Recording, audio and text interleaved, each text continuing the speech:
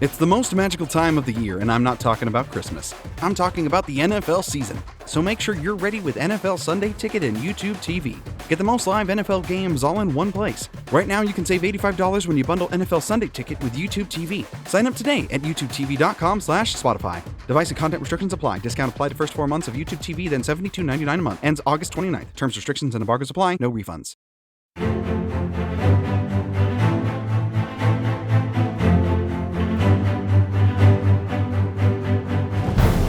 Hi, everyone, and welcome on in to another edition of Eagles Memories. This is episode number 4 of a podcast that is taking a look back at the 2004 Philadelphia Eagles season 20 years later. Hard to believe it's been 20 years since that Eagles team, led by Donovan, McNabb, Terrell, Owens, Brian Dawkins, went to the Super Bowl. And during the course of the summer here on this fine podcast, we're going to be taking a look back at the different aspects of the 2004 Eagles season. It's one of my all-time favorite Eagles seasons and one of the most dominant Eagles seasons in franchise history. If you've missed any of our previous episodes, I encourage you to go back and listen to those because these are evergreen shows. You can pop them on anytime you want to feel good about the 2004 Eagles, and you can listen to episode 3. Last week, I talked to former team president Joe Banner about his recollections of the Terrell Owens drama, how everything went down in 2004, the summer leading up to it, the season itself, the playoffs, the NFC Championship game, and then ultimately the disappointment of the Super Bowl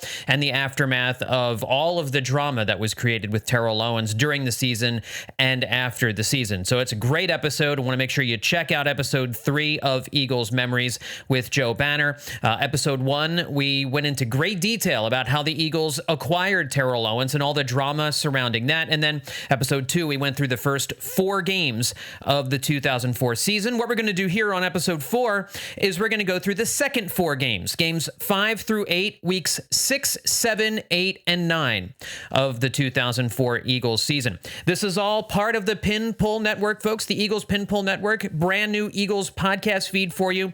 We hope that for those of you who enjoyed listening to the Bleeding Green Nation radio podcast feed, that you will find this podcast and the podcasts that accompany it here on the Eagles Pin Pull Network a suitable replacement. That's what we're aiming to be. It's going to be very, very hard to live up to the Bleeding Green Nation podcast feed and the shoes that the big shoes that we had to fill while we were all doing that. But you've got a lot of alumnus from BGN over here at the Eagles Pin Pull Network. So I really hope that you would tell your friends about this podcast, Eagles Memories in particular, and Eye on the Enemy, which we will be ramping up as training camp begins and we start taking a look around the NFC and specifically the NFC East here on this podcast. So anyway, Eagles Memories, episode 4. Let's take you through games numbers 5 through 8. And of course, the Eagles through the first 4 games were pretty gosh darn dominant, running their record to 4-0, just wasting teams with offensive superiority. The McNabb to Owens connections were as beautiful as you were hoping they would be.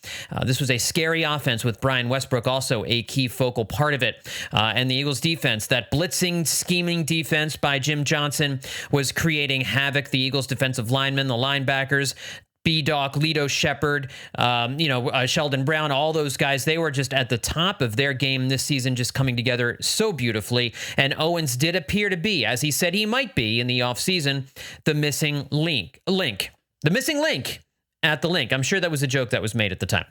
So let's go to the Eagles' 5th game of the season, week 6. The Eagles taking on the Carolina Panthers in a rematch of the NFC Championship game that went so horribly awry for the Eagles a few months earlier. This time around, the Eagles got their revenge. You can't really say they got full revenge because the Panthers' victory in the NFC Championship game was just a bit more consequential in that it sent them to the Super Bowl against the Patriots. But the Eagles getting a small bit of revenge here in this regular season game, soundly defeating the Panthers 30-8. And really, this is how the NFC Championship game should have gone, right? I mean, that is what should have happened a few months before. And you have to wonder, and I don't even know if you have to wonder, you can probably just know in your heart that if the Eagles had had T.O. on the field in that 2003 NFC Championship game, that the Eagles would have gone to the Super Bowl. We all know that that's what would have happened, but that was the missing piece of that Eagles team. They still should have won, but the Brian Westbrook injury really hurt them in that NFC Championship game, and then Donovan McNabb, who was just playing abysmal football with no offensive help whatsoever, was also abysmal in that NFC Championship game. As Donovan he had a habit of coming up a little bit small in those NFC Championship games for sure. Not so here in this regular season game against the Panthers. The Eagles got off to a fast start in this game right from the opening kickoff. J.R. Reed back deep for the Eagles. John Casey gets things started from the 6. This is Reed. J.R. Reed into Carolina territory. Finally taken down inside the 30 by Ricky Manning Jr., and there is a late flag as well. A 66-yard return by the rookie out of South Florida, J.R. Reed. The Eagles led 13-0 at halftime thanks to 2 David Akers field goals and a 1-yard plunge by Dorsey Levens. The Eagles defense was just making life miserable for Panthers quarterback Jake Delhomme. It was 16-0 when midway through the third quarter, the blitz-happy defense overwhelmed Delhomme into his 3rd interception on the day, this one taken to the house. Empty backfield. Picked off for the 3rd time is Delhomme. Shepard down the sideline. Lito Shepard takes it all the way into the end zone for the Eagles touchdown. He stayed in bounds, a 62-yard return. That made the score 23-0 at Lincoln Financial Field, and it was an absolute party. You had Muhsin Mohammed score a touchdown in the 4th quarter to make it 23-8, but nobody believed that the Panthers were mounting any kind of late-game comeback, especially once Brian Westbrook iced it with just over 2 minutes left. And as you listen to this soundbite, please excuse Tony Siragusa on the Fox crew describing his rear end here, interrupting the beginning of this Westbrook run. It's really tough in a defensive line when you go up to like a drive-up window. They always ask you such a deal for that. Westbrook. Just a matter of time. Into the end zone, his first touchdown of the season. 42-yard run. What's pretty incredible is that here in week 6, as the feature back, it was Brian Westbrook's first touchdown of the season. Fantasy owners were going nuts, by the way. I remember that from the 2004 season. Everybody playing fantasy football couldn't figure out why Brian Westbrook wasn't getting into the end zone. Dorsey Levens was filching a lot of those goal line carries, a lot of those 1-yard, 2-yard runs. This was at a time when people still weren't sure 100% about Brian Westbrook's durability, about his ability to carry the ball 20 to 25 times a game. And that was never really his strength, being an up the middle runner, but Brian Westbrook could score from inside the 5. I mean, there's just no other way around it. But we still didn't really know that. I mean, he was only in the league for a couple of seasons at that point. But that was his first rushing touchdown of the season. And as I mentioned, the Eagles defense made life absolutely miserable for Jake Delhomme. He threw 4 interceptions on the day. His numbers overall in this game, pretty rotten. 24 of 42 for 205 yards. He did throw the touchdown, 4 interceptions. He was sacked only twice, but had a passer rating of just 38.4. And the Eagles defense really did a number on Carolina. In this game, Carolina rushed for 158 yards, so that was a little bit of a concern, but 186 net passing yards in the game. It's interesting, Carolina actually outgained Philadelphia in this one, 344 to 283, but those 4 turnovers really told the story. And Carolina dominated time of possession in this one. The Eagles only had the ball for 21-30 in this game, 38-30 for Carolina. But again, every time Carolina was driving the ball, Jake Delhomme would throw an interception. And Can't do much about that. So the Eagles defense was on the field for a lot of this game.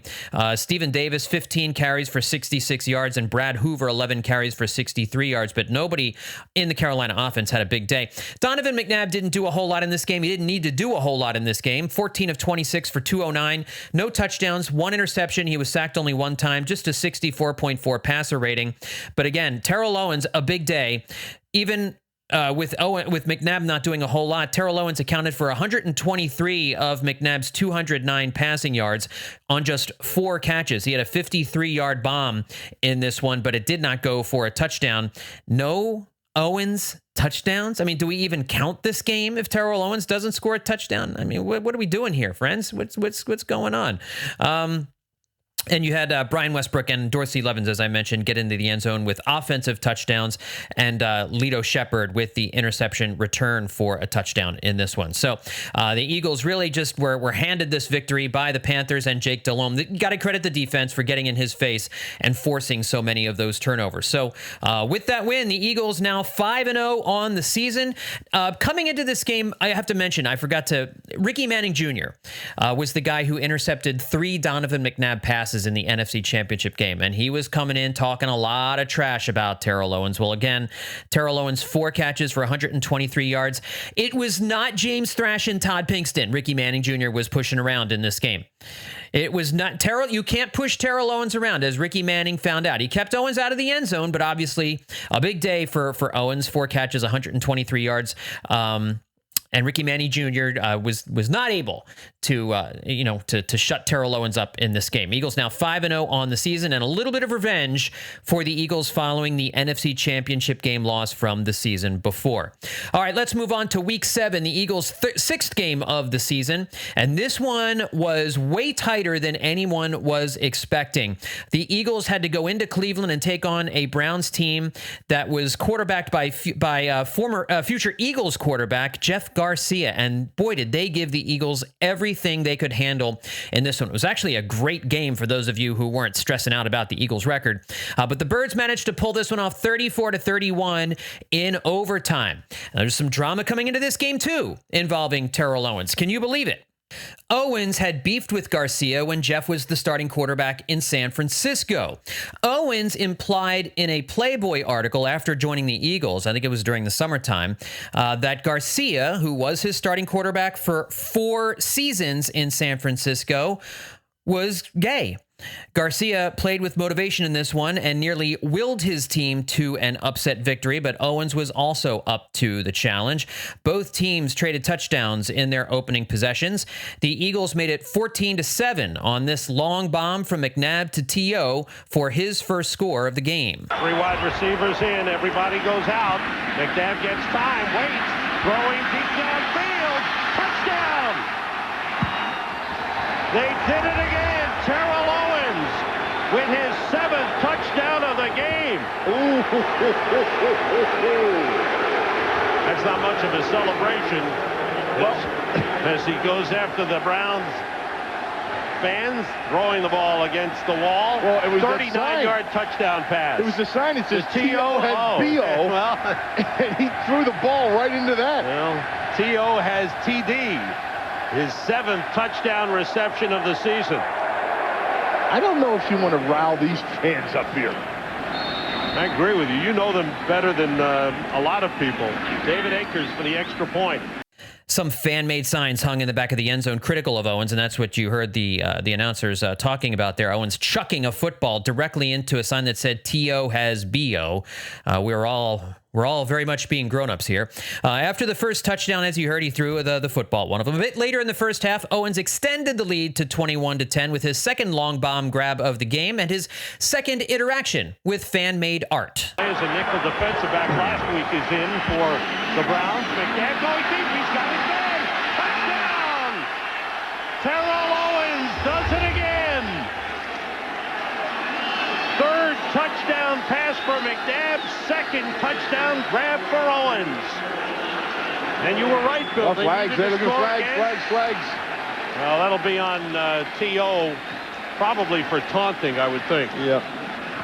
Well, when you gamble with T.O. and go man-to-man coverage, and that's what the Browns have been doing, They've been gambling a little bit. Anthony Henry has played T.O. well before. When he was against San Francisco last year against the Browns, he kept him out of the end zone. And so they felt comfortable going in there, maybe with a man. Number 81 in Philadelphia, the 15-yard penalty will be enforced on the kickoff. Unsportsmanlike conduct. And yes, he ripped down the sign after a second sign. He got a 15-yard unsportsmanlike conduct penalty for that. But the Eagles had a 21-10 lead, and it kind of felt like the Eagles were going to start to pull away. But Cleveland was game here in this game, giving the Eagles their biggest challenge of the season. They responded with a big touchdown late in the first half, and the two teams went into the locker room with the birds up 21-17. But the Browns were not going away. They got the ball first coming out of halftime and scored a go-ahead touchdown to make it 24-21. The Eagles losing here early in the third quarter. But the Birds jumped back in front with an L.J. Smith touchdown, and then an Akers field goal gave the Eagles a 31-24 lead as the game was winding deep into the fourth quarter. But now enter Jeff Garcia, who desperately wanted to get a little bit of payback on Terrell Owens for those comments that he made in Playboy magazine. Garcia, by the way, denied that, and he had said that he's had multiple girlfriends in the past. He was not married, but had multiple girlfriends in the past. I mean, this is 20 years ago, so today, if somebody says something like that, the reaction by the player is probably like, well, what if I am? Who cares? It was a different time 20 years ago where this was a big deal in an NFL locker room. And hey, maybe it still is. I don't know. I'm not inside locker rooms, but Garcia and Owens clearly had an issue with each other here. And with time running out, Garcia, if I wasn't an Eagles fan, I would have felt pretty good about this. Garcia led the Browns on a spine-tingling touchdown drive, scoring from 4 yards out on his own to send the game into overtime. Hiding a tight left end. 3rd and goal.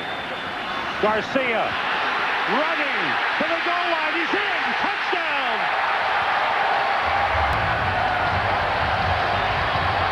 Brian Dawkins could not deny Jeff Garcia his second rushing touchdown of the season. Now, in OT, the Eagles defense held the Browns. The Browns got the ball first. And remember, this was in an era where first score wins. So if Cleveland goes down and kicks a field goal, they win the game. The Eagles don't get a shot to try and match it with a field goal of their own. So the Browns won the toss. They got the ball, but the Eagles defense stopped Jeff Garcia. They got the ball back and then drove it to the Browns' 32-yard line, which set up this David Akers 50-yard field goal to win it. Hello, it is Ryan, and we could all use an extra bright spot in our day, couldn't we? Just to make up for things like sitting in traffic, doing the dishes, counting your steps, all the mundane stuff. That is why I'm such a big fan of Chumba Casino. Chumba Casino has all your favorite social casino-style games that you can play for free anytime, anywhere with daily bonuses. So sign up now at ChumbaCasino.com. That's ChumbaCasino.com. Sponsored by Chumba Casino. No purchase necessary. VGW Group. Void where prohibited by law. 18+. Terms and conditions apply. Coy Detmer is the holder. Mike Bartram, the long snapper. Akers from 50 yards to win it for Philadelphia. It's on the way, and it is good. David Akers wins it. The Eagles remain undefeated. They win it in overtime, 34-31. And with that, the Eagles survived a scare in Cleveland to run their record to 6-0 on the season. Turnovers were the big story in this one. Cleveland turned it over 3 times to the Eagles' 1 turnover. McNabb went 28 for 43. He threw for 376 yards, 4 touchdowns, and 1 interception. Owens and Pinkston both went over 100 yards receiving in this game. Owens, of course, catching 2 more touchdowns. Lito Shepherd had another interception, his second in as many games. But the Eagles' real problem in this one was they gave up 165 rushing yards. This has been the one Achilles heel of this team so far, the run defense. Remember, they gave up a bunch of rushing yards to Carolina the week before. And this inability to stop the run would rear its head in just a couple of weeks. But that takes us to week 8, the Eagles' 7th game of the season, and yet another game where the drama that coming into this one was absolutely enormous. Ray Lewis and the Baltimore Ravens come to Philadelphia for the second time this year, because you'll remember in episode 2, we talked a little bit about the preseason game where the Eagles and Ravens were matched up, the Eagles winning that preseason game, but Owens and Ray Lewis talking trash. Lewis was telling Owens he better not come over the middle, and Owens was telling Lewis that he doesn't even really hit all that hard. Well, in this game, in which the Eagles won 15-10, running their record to 7-0 on the season, this was not a game for the faint of heart. It was one of the hardest hitting games of the season, a real defensive struggle, and a rematch from that preseason game that really was just dominated by field goals here. Baltimore entered the game with a 3-3 record, Ray Lewis setting the tone for the defense. And in the first quarter, the Eagles looked like they were going to jump on top with an early touchdown. They had the ball at the Baltimore 1. They were looking to get a jump on the Ravens, but McNabb fumbles, costing them a golden opportunity to get an early touchdown. McNabb usually very, very good inside the red zone, not turning the ball over. But the Eagles defense was up to the challenge, and the score was just 9-3 after 3 David Akers field goals, as the Eagles defense was locking down Kyle Bowler and a pretty awful Baltimore passing offense, before McNabb and Owens finally broke through with just over 9 minutes left in the game. 3rd down and 10. Underneath. It's Owens breaking a tackle. Touchdown, number 9.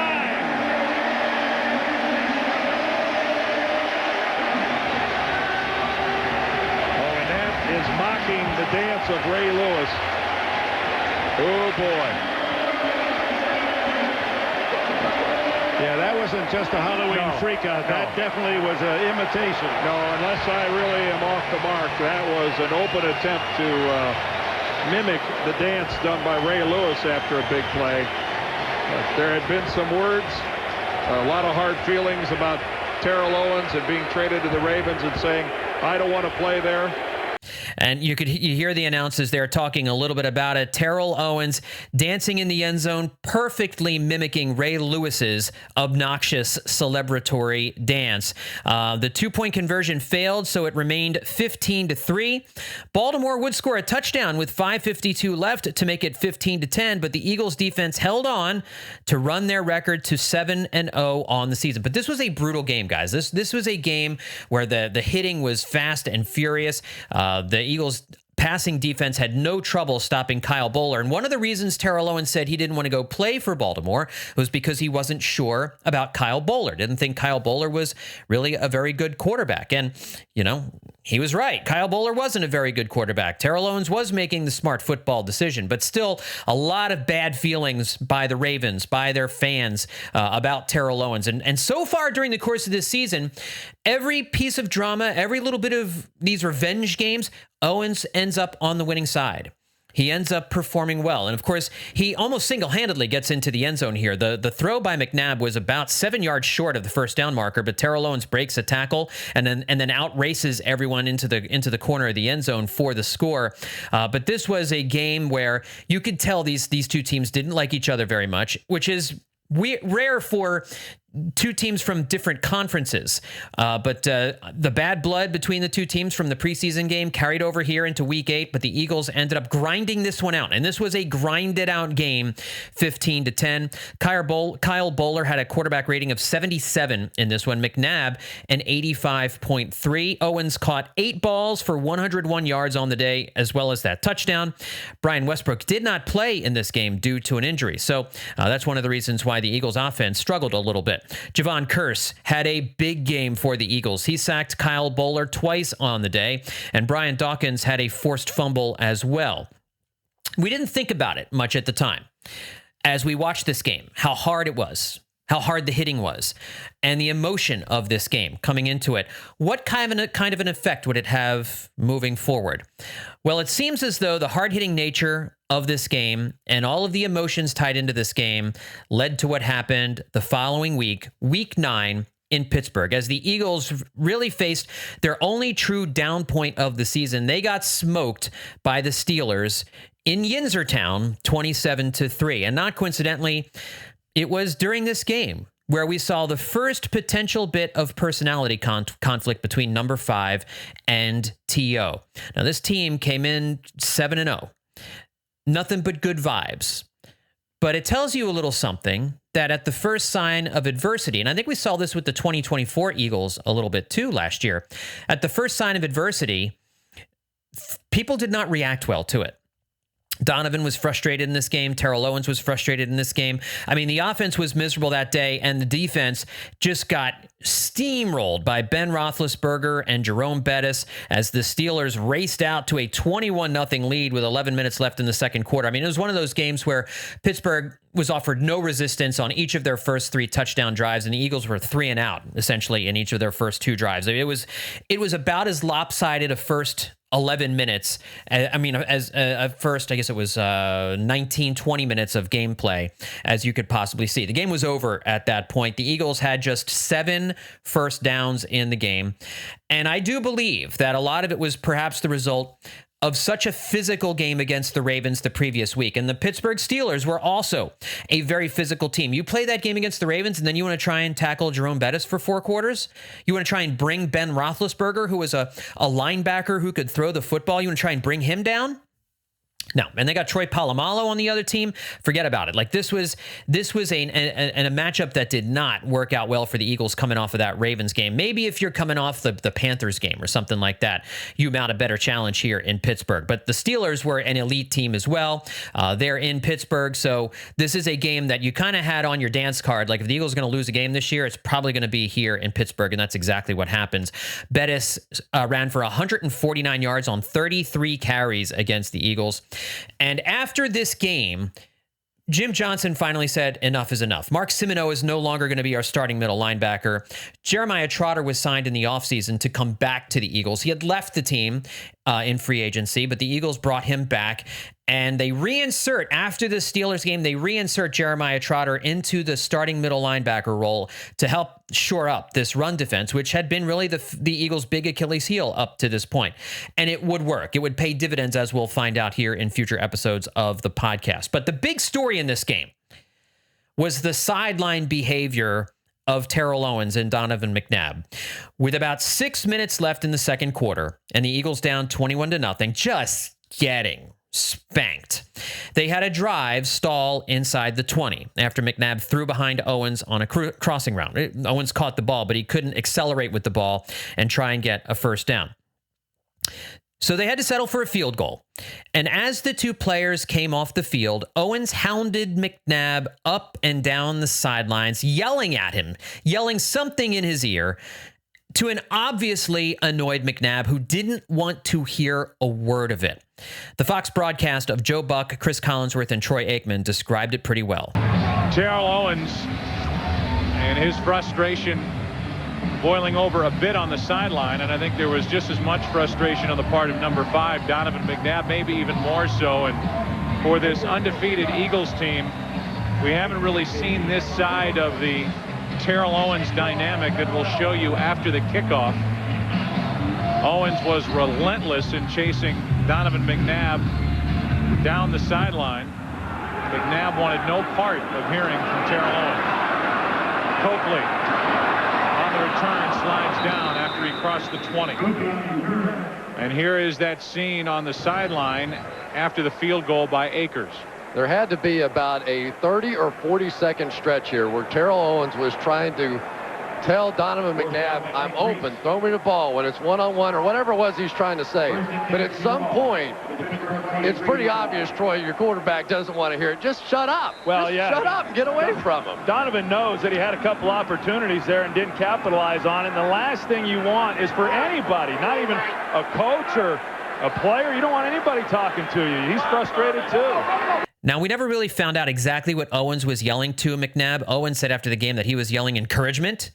Didn't look that way. Anybody who has watched this game and watched those sideline antics, and it's famous now. If you're an Eagles fan, you know the scene I'm talking about, where Owens has his hand. McNabb has his hands on his hips, just a ticked off look on his face, and Owens is just shouting at him. You know what Owens is saying, right? He's saying, "Give me the ball. Give me the ball. I'm open. Give me the ball. If you want to win this game, you want to score some points, we want to get back in this thing, you got to get me the ball. If I'm in one-on-one coverage, you got to get me the ball. You know that's what Owens was yelling at him. And McNabb didn't want to hear it, didn't want to deal with anything. And this was one of the first signs where, I mean, so far everything with Terrell Owens had been nothing but pure fun and joy. You know, just everything had been going right. The marriage just looked beautiful. McNabb and Owens were making beautiful music together on the field. And now after one game, actually one half, not even a full half of football, where you're struggling a little bit, you get this? This was a red flag. And we all knew, and see, deep in our hearts, we all knew that this was possible. We all knew that Terrell Owens had the capacity to ruin it. We all knew in our psyche somewhere, buried deep down, because we didn't want to hear it, because we wanted a Super Bowl and we were just wishing for all the good things. But we knew that Owens had the ability to sabotage himself in a million different ways, and that he was so blissfully unaware of himself. He's a narcissist. So he's a narcissist. He was then, I don't know what he is now, but at this time in his life and his career, he was a narcissist. It was all about T.O. But we knew that, and we were okay with that because the talent was so great. And ultimately, it ended up being the difference maker for the 2004 Eagles season. But we all knew that this kind of a sideline antic was possible and that it was bad for the team. So you watch that, and as you watch that Steelers game, you just hope, boy, I hope they can flush this. I hope they can flush this. I hope this isn't an ongoing thing. I hope this isn't a turning point. You hope that Owens and McNabb, maybe it's not as bad as it looked, right? That's what you're telling yourself as you're watching. Well, maybe it's not as bad as it looks. Maybe he is yelling encouragement. Maybe he's just trying to be rah-rah. Maybe he's changed. He's changed for us. Terrell Owens changed for us. He didn't, of course. But it was the first real adversity the team had faced all season. It was their first loss of the season, and a bit of a concerning sign that the team's two-star players seemingly were having a freak out over it. But this is the risk you ran with having Terrell Owens on the team. So this was a crossroads game for the Eagles, right? As we'll find out here in episode 5 when we do it next week, when we talk about the next 4 games, which path will the Eagles take? Will it veer off, kind of like what we saw the 24 Eagles do? Or would it just be a blip in the road? Would it just be something that everybody gets over once they're not so tired and not so beat up and move on to bigger and better things? Next week, actually, I want to focus on just one game. I want to focus on the game after this one. Because as the Eagles tried to use this loss to the Steelers as motivation ahead of a primetime game against the Cowboys in Dallas, it was a game that would ultimately provide a slew of moments for everyone to remember, for everyone who watched it. So I'm going to focus in on just this one game on the next episode. At least I think I am. I won't make that promise, but I think there's a lot to dive into with the Eagles 2004 game in Dallas against the Cowboys on episode 5 of Eagles Memories.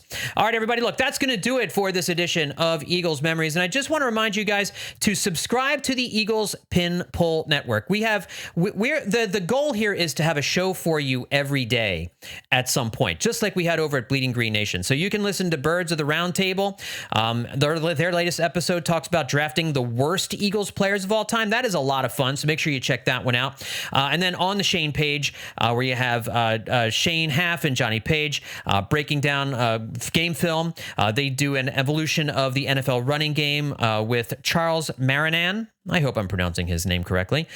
So make sure you check out that podcast. That came out a little bit earlier in the week. So you've got this podcast, Eagles Memories. You've got On the Shane page. You've got Birds of the Round Table. And we've got hopefully more podcasts coming your way here on the Eagles Pin Pull Network. So please tell your friends, tell your family. If you're looking for some good, fun, summertime, evergreen Eagles content, you can binge Eagles Memories, but also check out all of our other podcasts on the Eagles Pin Pull Network as well.